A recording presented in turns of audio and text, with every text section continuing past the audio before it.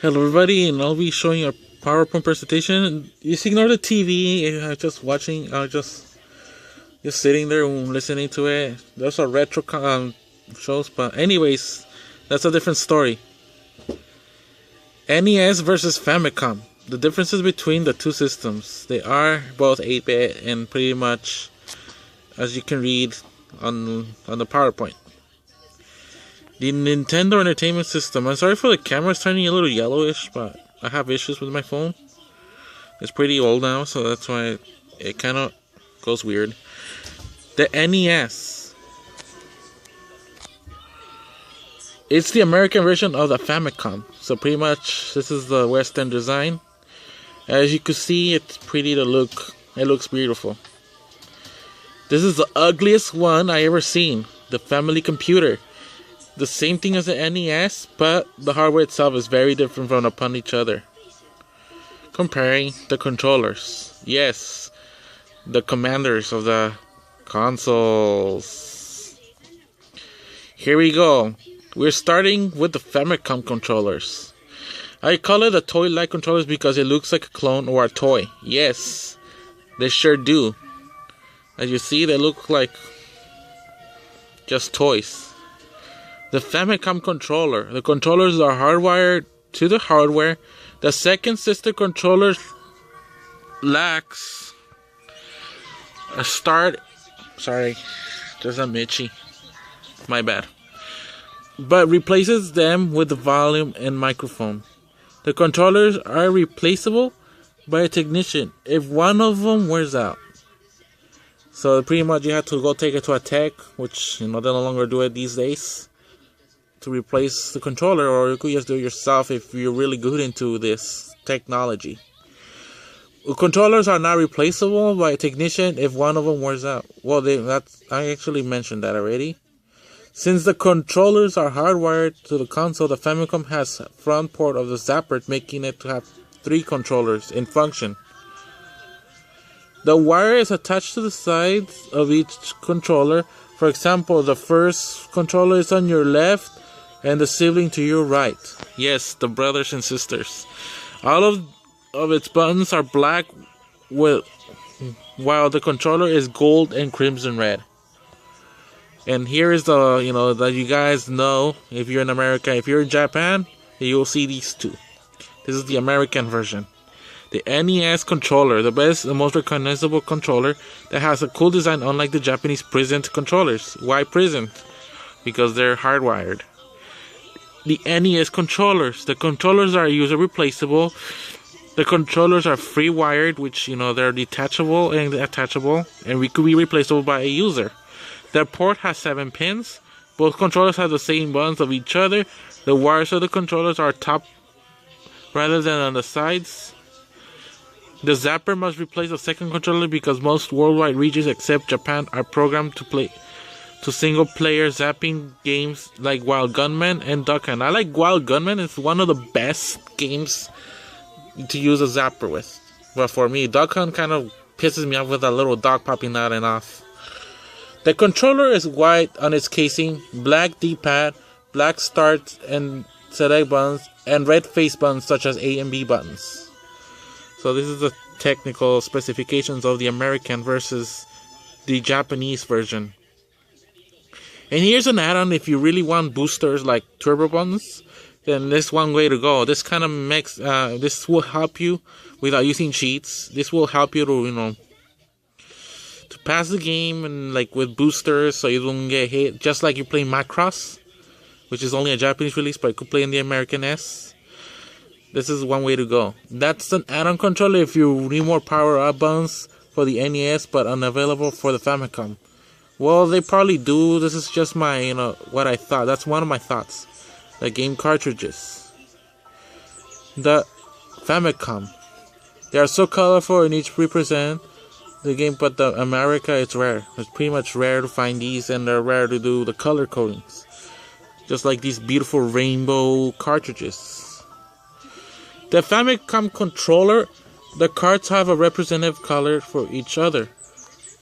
Where I'm back, let me just end up, doing tasks with my chores. But anyways, back to the PowerPoint. They feature 60 pins. They are smaller, similar to Super Nintendo carts and the Super Famicom, which is another story. It is region free, which can be played on the Western NES with an adapter. That's self-explanatory. The NES cartridges, those monsters, those dinosaurs. Whoa! Yeah, the dinosaur ROM carts for the vintage great-great-great-great-great-grandpa of the Wii U, also known as an NES. The NES cartridges, yes, there. Look at this. This is a lot of paragraphs right here. I'm just gonna show them. Like for example, the first one, it says color coding are rare in the world wide. Right here in America, if you guys in Japanese, then you guys are lucky to have colors. And 99% are gray, which most of them are colored. And the Legend of Zelda has a gold cartridge. The Tengen has a weird shape with black, and third party is sometimes teal looking, which is kind of greenish, blue, like baby bluish. And sometimes they're gold, unlike the NES, but pretty much very, very glossy gold. And they have 72 pins, with those extra 12 pins are for the 10S security system chip. It reads the game is either bootleg or legitimate for the machine to play. And as you see, they have a large design that it's like you feel small. Just like you're in a medium-sized Barbie doll kind of thing. They are square-shaped, unlike a Japanese version, more similar to a VHS tape. Yes, you put it away like it was a VHS tape because they don't have cases. Sometimes they get lost or they get worn. And video storage allow you to rent them, so be careful if you lose them. If you're very addicted and you're overdue, then good luck on that. Yes, the description of the PowerPoint slides are longer than represents the size of the cartridges that they are big in comparison. Sorry. I just did that. That was funny. I want to make this funny. And this is the comparison.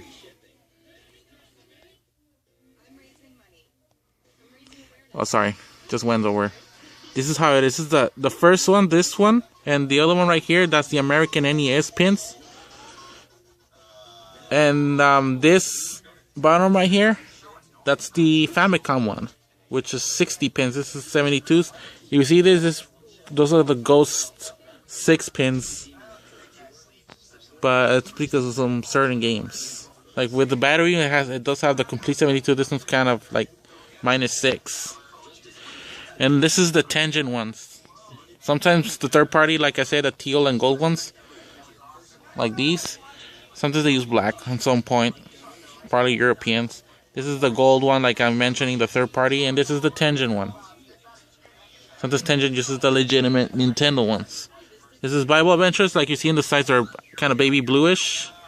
This is a Nintendo test cartridge. And this is what I mean, we only have 2 gold ones and most of them are silver. And this is the Tengen one. And yeah, the Tengen uses a different sleeve.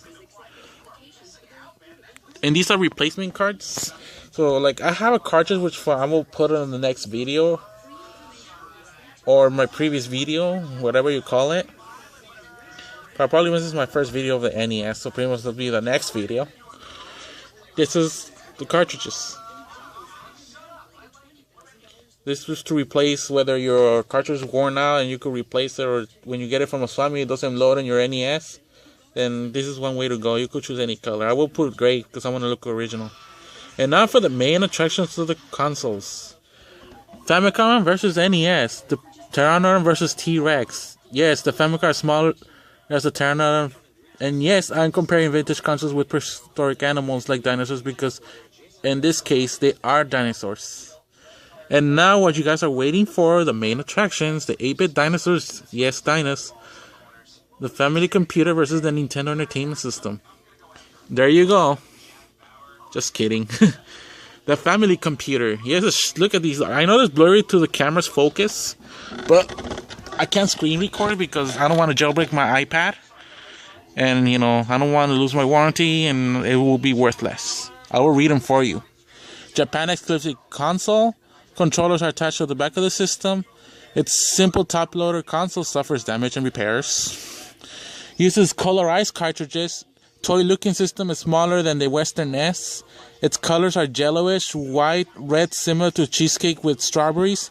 Looks like a clone. It looks more designated than the boxy NES. It's actually 2 years older than the Western NES. If you play the Japanese releases of Pokemon Fire Red and Leaf Green, you notice that the console on Red's room, it's like the one on the picture right here. Except these are under slots. Labels are in Japanese. The controller holders hold the hardwire controller. Expansion port for the zapper, which is like it sits in front of the machine.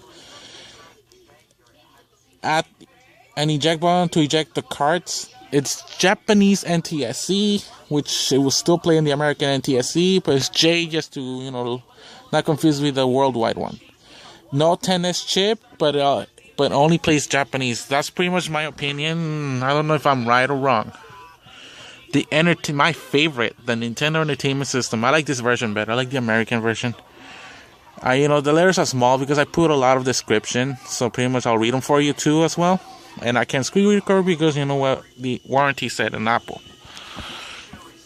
Sorry, my hand's asleep, so I have to reposition myself. It's a front loader system. Loads like a VHS, similar manner. Detachable controllers. The way I wanted to do. The system can both play its region assigned games and Japanese games. Sorry, I'm just putting my glasses back up. It has the original lock chip known as the 10S chip, aka the jail chip. Just like you jailbreak your iPod, your iPhone, iPad, any similar machine, or rooting your Androids. That's how it works. Messing up, just damaging the 10S chip, kind of like you jailbreaking your NES. But if you do that back in the day, you probably lose warranty. Stays more clean than top loader. Has a boxy design, which I like it that way. And the stripes on this side, like this little stripe right here. It's gray in the bottom shell. And the white top shell, which is what you see right here. A black strip on the side. I'm sorry, my focus is horrible. And red letters, like it says, like you don't see it, but the red buttons you can see it as AB buttons. Lacks an eject, but you pretty much, if you want to eject the game, you just push it again and it'll come out and you pull it out.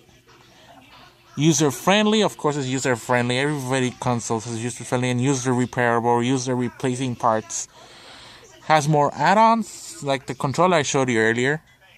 Released worldwide because they're everywhere now. They're pretty much, this design is international except Japanese Famicom.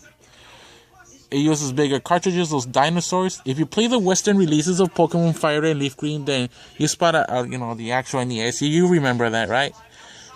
Like on this picture. They are more common than the Famicom, of course, because the Famicom is only released in Japan and these are worldwide. And they're both NTSC and PAL. PALs are like Europe and Australia's, and NTSC is like the North American, etc. This is the family adapter.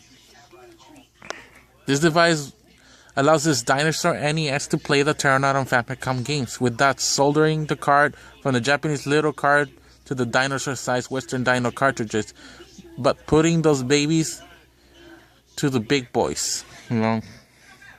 This is what you need instead of soldering your cartridge to play it on the dinosaur.